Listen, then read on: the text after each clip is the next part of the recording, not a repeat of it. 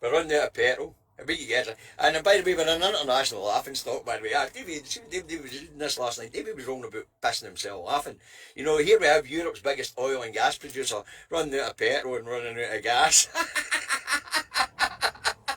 The world must be looking on and going, fannies! You know.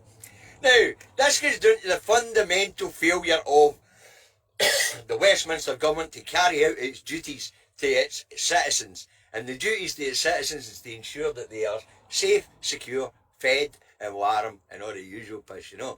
So here we have Europe's biggest gas and oil provider running out of gas and oil. You couldn't make it up. Energy prices are rocketing through the bloody roof. And it's all down to the fact that the Westminster government hasn't carried out its primary functions. And its primary functions should have been food security and, of course, energy security. And it hasn't done it. It just hasn't done it. The infrastructure's falling to bits. The transmission charges are strangling the green energy sector.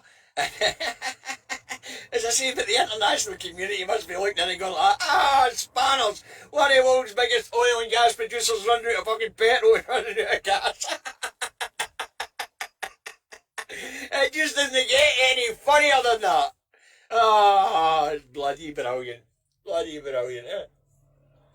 The Westminster cabal's mismanagement of the economy and resources is coming home to bite them in the bum. But there's two sides to this coin. So let's get to the other side of this coin. While these commodities are allegedly in short supply, and how could we be running out of petrol, running out of diesel, running out of gas and electricity? After all, Scotland's a net exporter of all of these commodities. So that is down to mismanagement from Westminster. But the other side of the coin is, while the squeeze is on, who's making a fortune? Who's making a fortune? Well, the commodity prices are shooting up. Who's got the fingers in the pie? I can tell you who it is, of course. It's the Tory elite. They have got a heavy investment in the energy sector, in the oil and gas sector. They are heavily invested in the chemical sectors, which of course is when with CO2 gas is a problem. And they are taking control of these markets through market manipulation, and they will set the price and they will sauce it for as long up until the point where the people stand up and say enough is enough. But as I say, the international community has pissed themselves laughing. Here we have vast oil reserves, vast gas reserves, endless potential for renewable energy, and we've got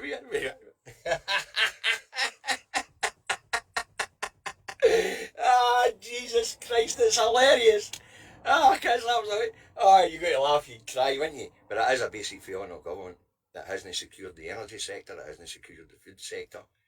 And now the Tories, who have got the major interests in all of these markets, are manipulating the markets, and they're making a fortune out of the poor and the middle classes. The squeeze is on.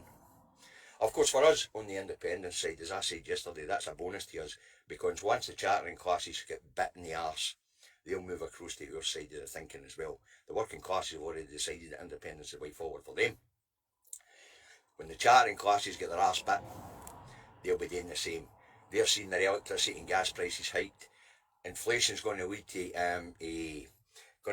interest rate hikes, because it's the only tool they've got to control inflation. So the middle classes are about to get their arse bit a sore one, and that will move them across to our way of thinking. Because if you're here in Scotland right now and you're facing power cuts, gas shortages, petrol and diesel shortages, you must be saying to yourself, what the fucking hell's going on? We're a net exporter of this stuff. Just stop exporting it and use it in the domestic market. Wow. But that's what happens when you don't control your own resources. That's what happens when you don't control the fiscal levers you need to control your economy.